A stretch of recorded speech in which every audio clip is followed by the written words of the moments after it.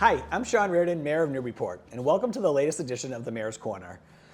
There's a lot going on. October's a really busy month. We have a lot of events going on in the city during this month. I think it's funny, you have a lot of things going on in the summer, and then you get to the fall and you think it's going to slow down, but October just seems to be jam-packed with things, which makes it a difficult time to try to pave State Street, right? So I feel like I've been talking about State Street for a whole month on these Mayor's Corners.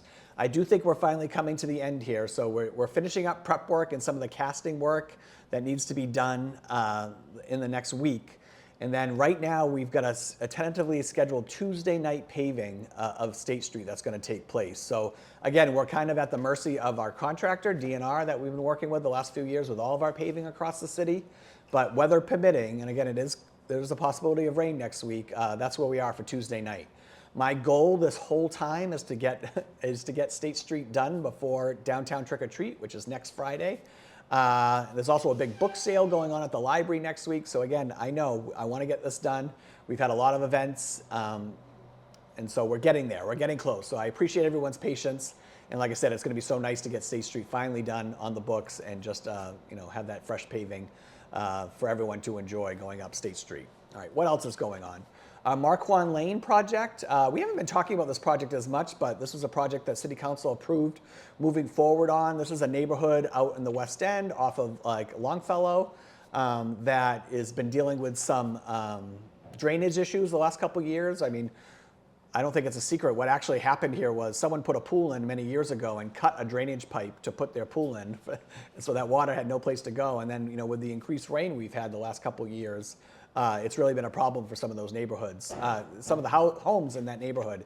So we move forward with that project. We're finishing it up this week, and then we're going to pave that. It'll probably happen right after we pave State Street, and that will get that project done. So a big thank you to all the neighbors out there in Marquand Lane for working collaboratively with us. I know, that was a difficult situation to deal with some of the flooding that was happening there, but this should actually, be a nice repair for that neighborhood and really take care of the flooding that's been happening. So again, thank you for your help with that. Senior Affordability Task Force, that's still moving on. They've had a couple good meetings. I think they've had 3 meetings now, and then we had a couple weeks where we didn't have a meeting scheduled. We're looking to schedule the next one for Wednesday, October 22nd, so stay tuned for some more information about that. And we're also still going to try to set up some focus groups within the next 2 to 3 weeks, so people can actually come to the Senior Center, sit with some of the committee members on this Senior Affordability Task Force, and either share their struggles, share their ideas. It's going to be a time just to hear from residents about what they're struggling with right now, what's from seniors around affordability, and we can talk about some of the things that we've identified in these meetings. But these have been really productive meetings. We've got a really great group of residents, board members, and staff on this task force. So, they're doing their homework, they're checking on what other communities have done and where they've had success. So I really am confident at the end of this that we're going to have some action items that we can bring not only to City Council, but resources that we can bring directly to senior residents about and to make sure they're taking advantage of everything they can around affordability here in Newburyport.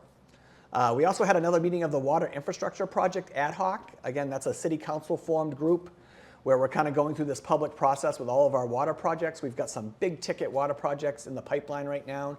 Mainly the dam project, the Indian Hill Reservoir project, and then the water treatment plant project. This past week, we talked about the water treatment plant. And we've had some really great conversations. It's actually changed. I think the dynamics of some of the projects have actually changed already in some of these conversations. It's nice having everybody in the same room and getting on the same page. But the water treatment plant, definitely a lot of discussions about actually going forward with maybe a whole new plant. Now again, that's years down the road and a lot of design ahead, but the information that we're getting now and the things that we're up against, whether it be algae blooms, taste and odor, or PFAS, it might make sense instead of doing a renovation of the plant we have to move forward with a new water treatment plant. So again, I'm really excited about those conversations. I think we still have to flush those things out. I know AECOM provided some great information. That's the consultant we are working with as well. But again, those meetings are public. So again, if you're interested in those projects and want to learn more, these are incredibly important projects. Again, what we tried to lay out in the capital improvement plan this year was a path forward on designing all of these projects and continually pushing them through design. getting them to shovel ready, because those shovel ready projects, especially regional shovel ready projects, and like I've said before, we provide the water for West Newbury and for Newbury as well, so we're a regional provider of water. Will be much more attractive to some of the larger grants that we're going to need to do these projects down the road. So kudos to everyone involved in that water project ad hoc. The boardwalk. I've talked about the boardwalk a little bit. We do have a good plan going forward for the boardwalk. Number one, we did a feasibility study, so we actually have a plan now of what's it going to take to replace the boardwalk and repair it. It's about a $2 million project. We've already identified two funding sources. So we applied for the Seaport Economic Council grant. That's a state grant. It's the same grant we got for the bulkhead project a few years ago. And we feel really good about our application about that.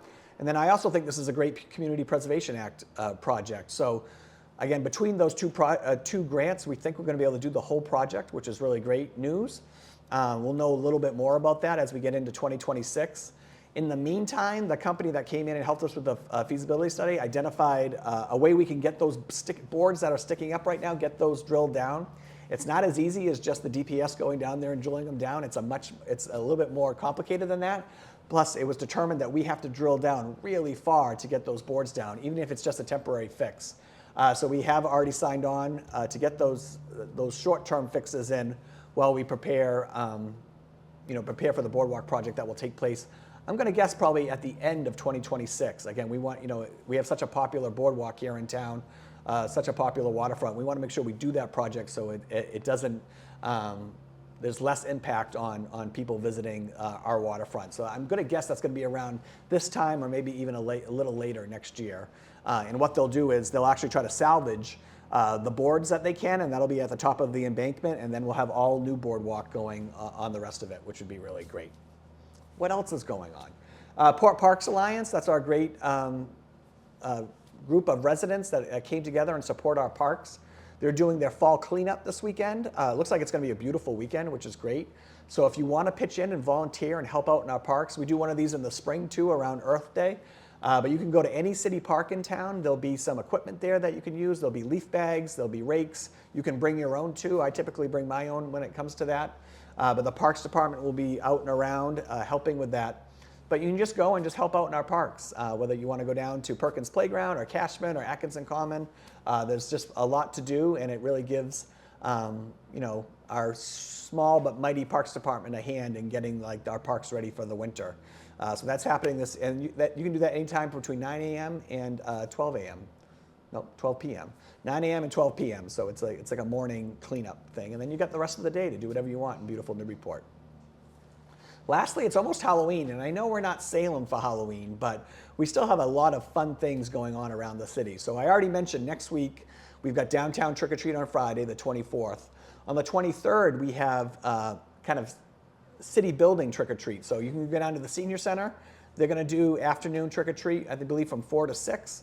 And then we'll actually have a shuttle if you want to take it, and we're going to have trick-or-treat here at City Hall as well. So both places will be decorated. You can go around to the different departments here in the city. I know all the departments are already excited for it, talking about getting candy and participating. We've had some great turnouts the last couple years too. So I guess for kids who want Halloween to be more than just the 31st, it's a great way to extend it. And I love seeing all the kids come in dressed up in their costumes. So that's happening the 23rd. This Friday, so just a couple days from now, the 17th, or tomorrow, is Witches Night Out.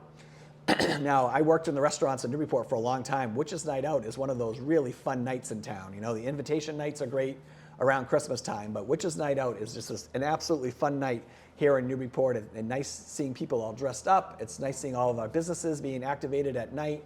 We've got these beautiful new lanterns that we have all over town that are lighting up our streets and making it safer to get out and enjoy the shops and restaurants. So Witches Night Out is always fun. It was always one of my favorite nights to work downtown. And that's happening tomorrow, Friday. So get out, visit our businesses, go to our restaurants. It's a great night to be out in Newburyport. And that's my Mayor's Corner. I hope everyone has a great week. Enjoy this beautiful weekend, and I will see you all next time on the Mayor's Corner.